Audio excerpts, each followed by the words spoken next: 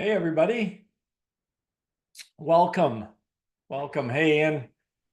Hey, Jordy. It's good to see you.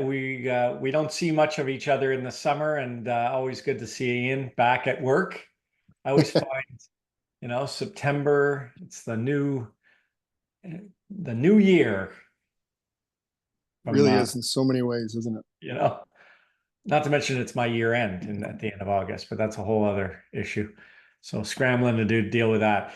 Um, anyway, great to have you here. Susanna filled in for you last week or last time, and we were talking about the ways in which intestacies occur, partial intestacies, and those kinds of things.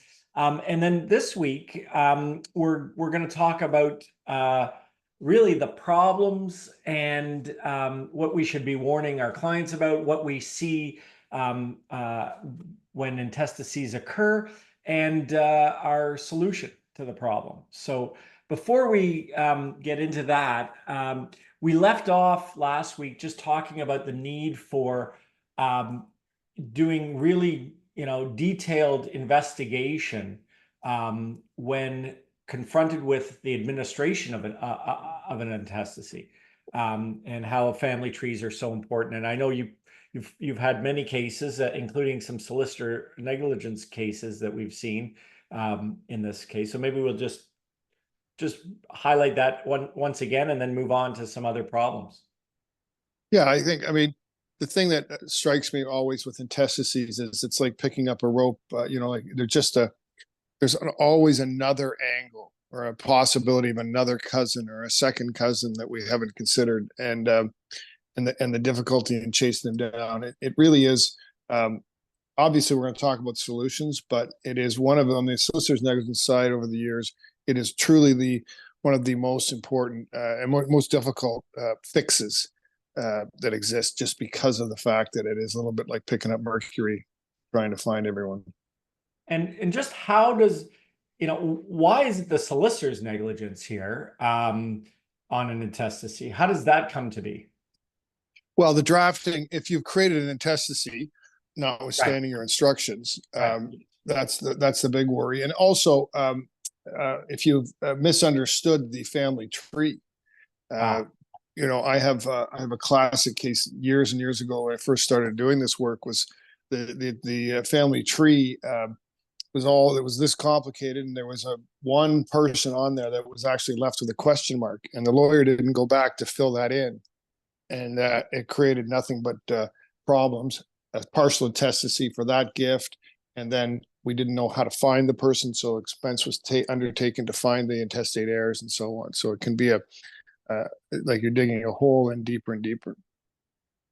well, let's talk about the practical problems with an intestacy. And often we're dealing this, let's assume we didn't create the intestacy.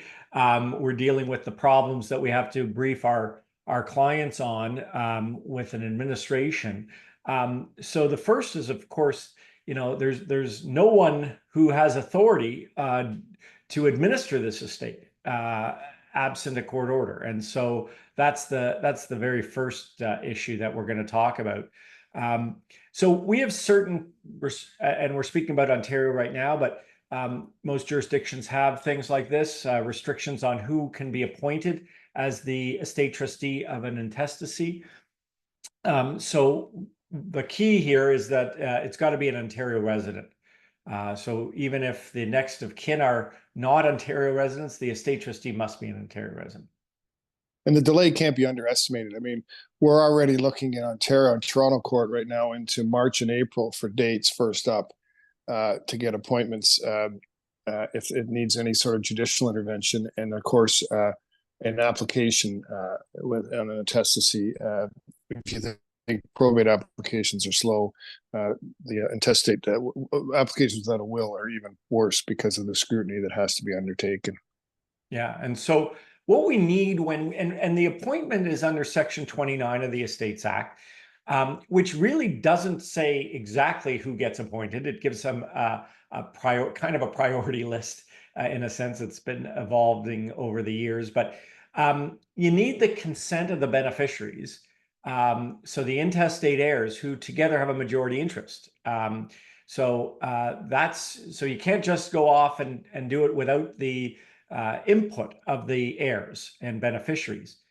We also need, so we have need the consents. We need renunciations from everybody who's entitled in priority. And if you look at the Estates Act, it talks about common law spouses having a right, even though, as we know from last week, common law spouses don't take on an intestacy as an heir or beneficiary. And so, yes, they have the right to be the estate trustee, but they don't have the right to be the beneficiary. But they are higher. So you've got to deal with all of the people higher, and that would be, spouses, and other, children and things like that. So that's important as well, to have the renunciations of anybody prior. And the big issue is security. Without a will, there's going to be the need for a bond to be posted. And unless it's dispensed with, and the court can dispense with it. And we've done a number of webinars on bonding issues. They're a pain. They're hard to get. A lot of disclosure is required to get them. The bonding companies, if they're giving a bond, want to know everything about the estate trustee who's proposed. So you're going to need, if you're going to try to get rid of that security, you're going to need an order dispensing with it. There are certain, and Ian, if you're going to jump in a second, but about that issue, but there are a few exceptions to that rule about security being necessary. If the sole executor or sole appointee beneficiary is the spouse and they're the applicant, then no bond is required. If you're talking about a small estate application, then there are no minors or incapable beneficiaries. And then lastly, if the applicant for the estate trustee without a will is a trust company. What's your experience, Ian, about bonding and getting those dispensed with, and any tips that you have for us on that issue?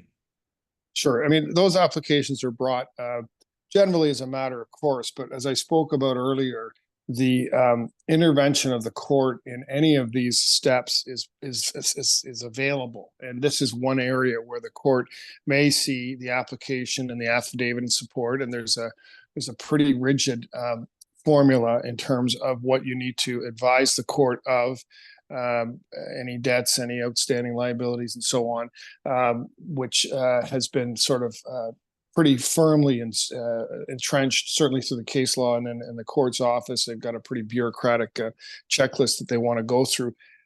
So those orders are available, but it's just another illustration of where if the court isn't quite happy with it, or the registrar isn't going to give it to you over the counter, then you're looking at possible court intervention. And the same with the renunciation piece. As you say, it's a bit unclear, the legislation, in terms of who can get the job. And unfortunately, I've litigated both the appointment of who takes the job in terms of priority, when they talk about higher in priority and anyone in that definition. And also, I've had to go to the court and speak to the issue of bonding because they weren't satisfied, or more importantly, it's scrutinized, and quite properly scrutinized, by the Office of the Children's Lawyer if they're involved, and of course the public guardian trustee if they're involved in the estate. So you've got a lot of eyes watching the security issue, and the bar that you have to hit to satisfy both the court and other agencies around you is extremely high, combined with the very specific and strict court requirements that need to be in the materials to even get over the line with an application of that nature.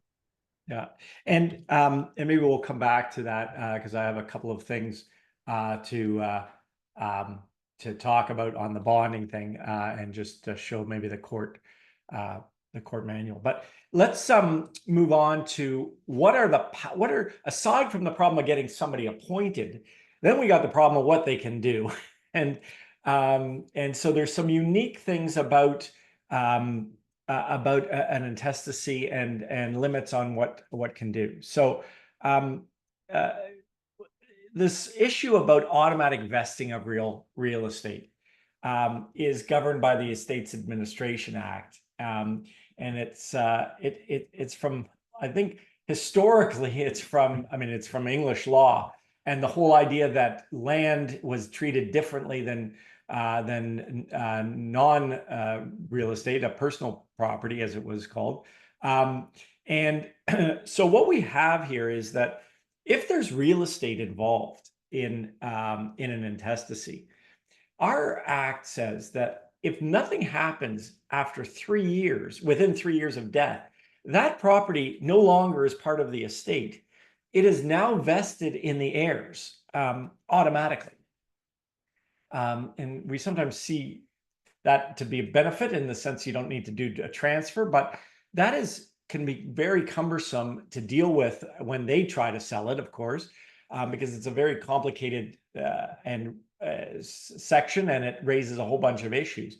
But this idea that this property does vest in the beneficiaries after 3 years if nothing's done, and these intestacies can take a long time, right, Ian? I mean, you've seen this happen many times, I'm sure. Yeah, that this goes to if you have an intestate situation, I make it as a bit of a priority / urgent file in the sense of getting any administrative steps done as quickly as possible because of this kind of problem at the back end. It may cause all sorts of problems for you in terms of distributions, complicated distributions, and also liquidity issues that may exist to pay off debts and so on. And all of a sudden it's automatically vested and you've sat on the file for too long. So it's crucial to look at an intestacy as something that and we will talk about the cost of this. This all just adds time, expense, and cost. I always laugh when inside my mind, in my head, and when someone talks about the cost of doing a will. Just try the cost of administering an intestate estate. That's right. So that's something to keep on your checklist, obviously. The other thing that is sometimes overlooked is there's no entitlement to hold money in trust for anyone. Intestates are made, and the rules around intestate estates are made to be simple and without sort of taking into account circumstances that minors and other things. So there is no power to hold a minor's money for them on an intestacy. The payments have to be paid. You have two options. They have to be paid into court, and the court will hold it until 18. And at 18, that money goes to the minor. Okay, it doesn't matter if they're not capable of handling that money in a prudent way or not. It's going to them at age 18. So either the money gets paid into court, or someone, usually a parent, for example, would apply to be the guardian of property for that minor. It's a court application. It's not an inexpensive process, and they would then have authority to receive the inheritance on an intestacy on behalf of that minor child and manage it for them. But that is not a simple thing, and parents are not automatically the guardian of property for the minor children, so that you can't just simply pay it to the parent or guardian and say, oh, okay, that's fine. So that's a very important, cautious step that you have to take and be careful of. Yeah, and again, it just opens the door to complete inflexibility, as you say, but also possible steps that might require court intervention for the right reasons. The payment of money into payment into court is going to be another, as I say, if you're looking at non-emergency situations, you're looking at many months out trying to get that kind of an order.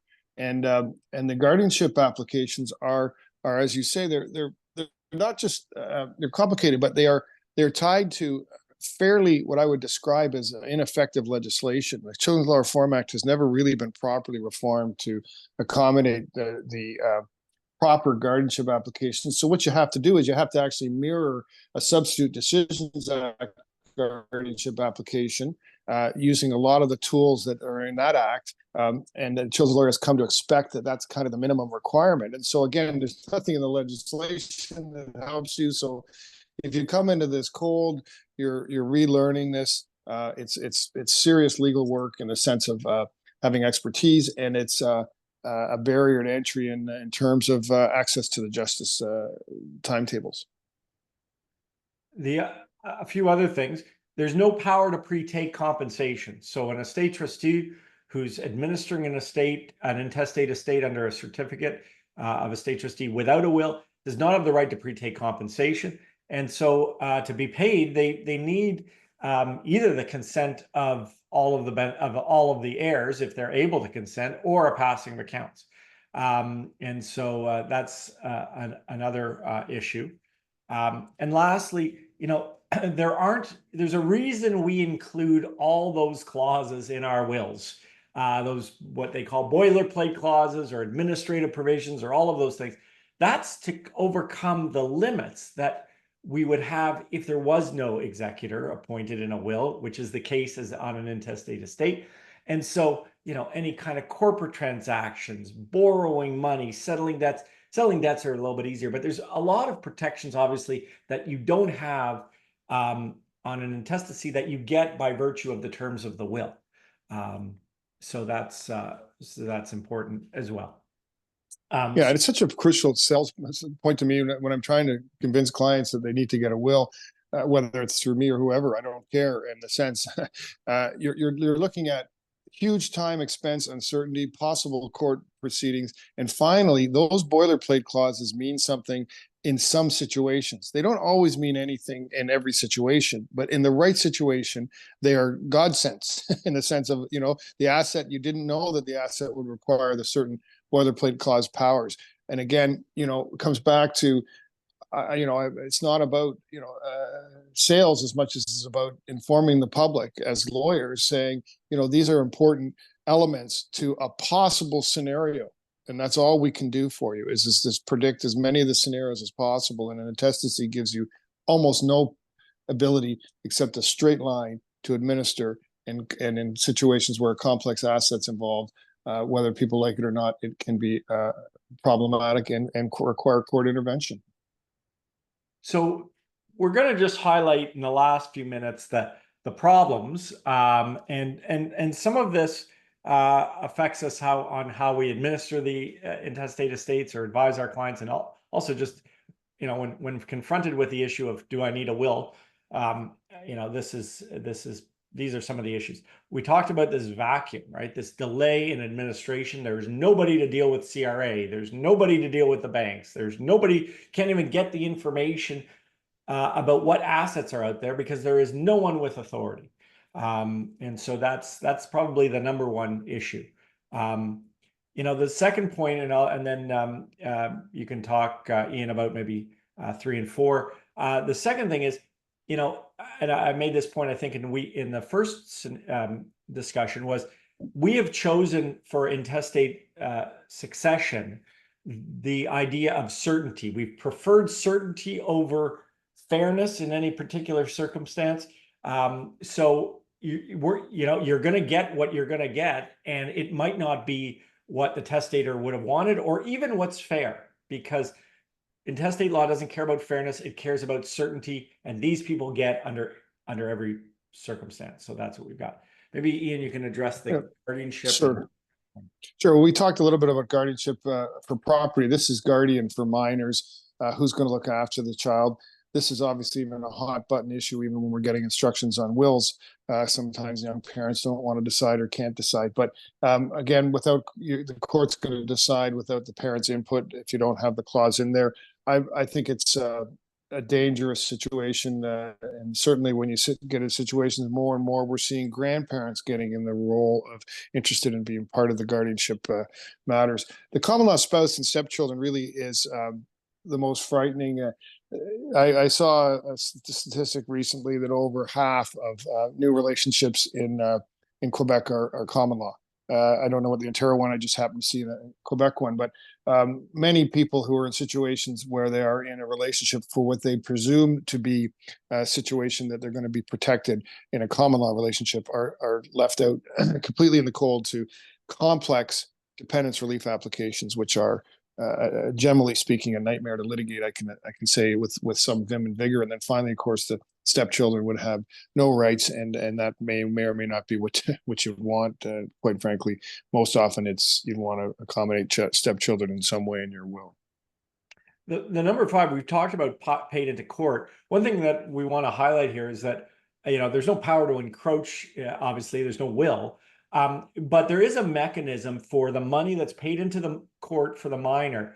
There is a mechanism for the children's lawyer's office to, on request, go to a court and get money out for the benefit of the minor. And they have a sort of no, you don't need a lawyer to do that. The children's lawyer does that routinely. But obviously there is difficulty. There's steps that have to be taken to get money out. And if you were here, Sue Stam of the Children's Lawyer's Office presented a number of times here at East State Academy, and she talked about that whole issue of fiats and those kinds of things. Mentioned that even as I said, certainty over fairness or good decisions. Every minor is going to get money at 18, whether it's a good idea or a bad idea. We talked about the vesting of real estate, and that's a problem, that it automatically vests. Well, there are lots of situations with an intestacy where the estate trustee cannot necessarily sell the property without the consent of the beneficiaries. And if the beneficiaries are minors, without the consent of the children's lawyer and court orders and things like that. So real property is a big issue on an intestacy. And so that's one of the, of all the assets, that's really one of the worst to deal with. There's missed tax planning and probate tax planning and things like that, of course. We talk about searches for heirs. Maybe Ian, just briefly talk about those, and then I'll deal with the last three. Sure. Just the heir searching. I mean, from that standpoint, I can't say enough to my clients to make sure that we've covered them off, both from an understanding what the family folklore is, if there's an expansive search to be undertaken, but also using heir searchers, having the proper report in the file.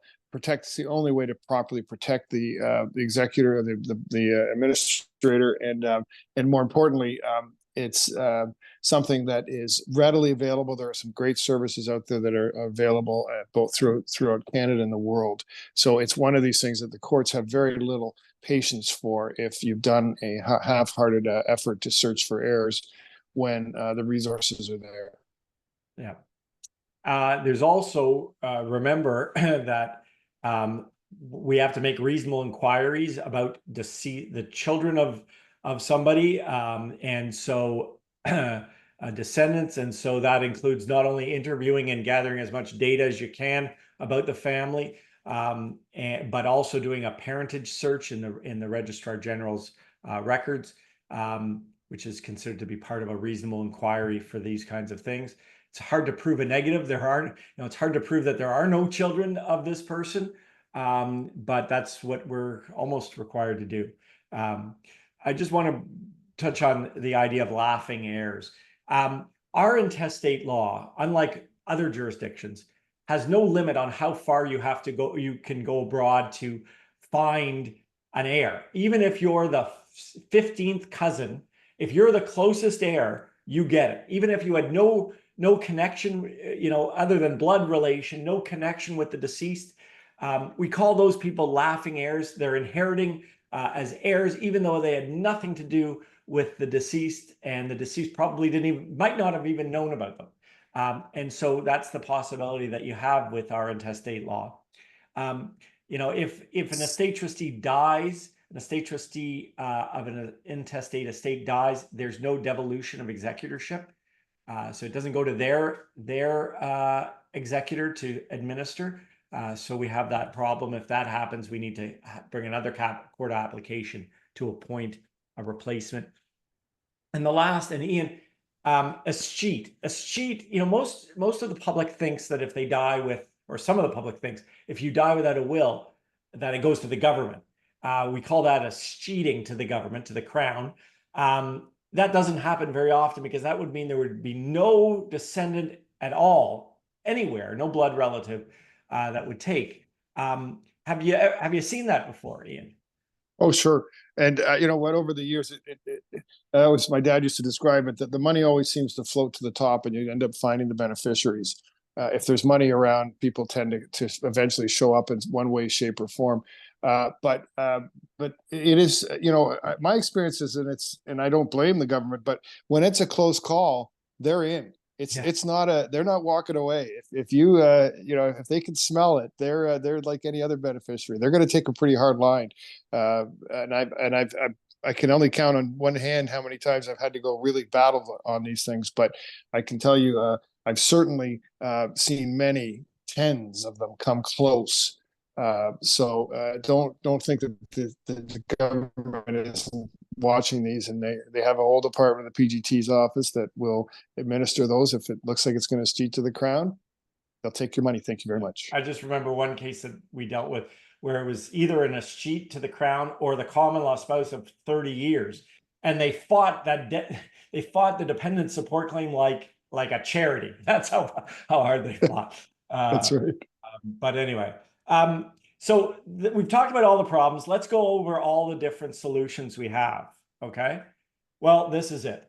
And this is the only solution I could come up with, which is don't die intestate. But and obviously all of us work hard to ensure that we get that note out to people that they should have a properly drafted will. But so it's not so much that we can do much about it, but that's really the only solution here on intestates.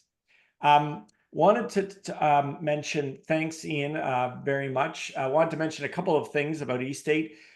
First is that as of yesterday, Ian and I were very proud to announce that eState is now available to BC lawyers. And we're thrilled and hope that they have the same interest in it that we have here in Ontario with 350, 300 more firms that use it. So that's great. And the last thing is that you may have noticed if you're an eState user that we've added a few new administrative clauses that we think are necessary in certain circumstances to protect executors based on some case law that came out of the West. And so we, as part of eState, we monitor the case law and make changes and get input. And so you'll see that in your notice when you log in. There'll be a notice of some additional clauses that you've got. So hope everybody has a great start to the new school year anyway. And we'll see you again next week. Thanks for being here, and have a great rest of the week. Thanks, Ian.